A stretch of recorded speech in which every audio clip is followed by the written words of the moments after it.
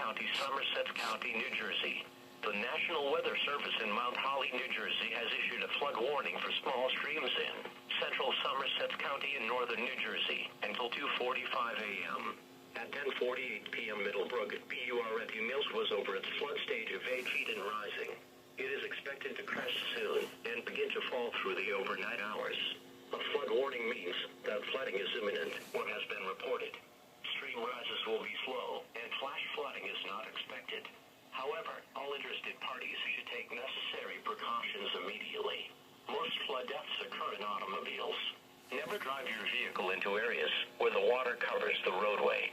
Flood waters are usually deeper than they appear. Just 1 foot of flowing water is powerful enough to sweep vehicles off the road. When encountering flooded roads, make the smart choice. Turn around, don't drown.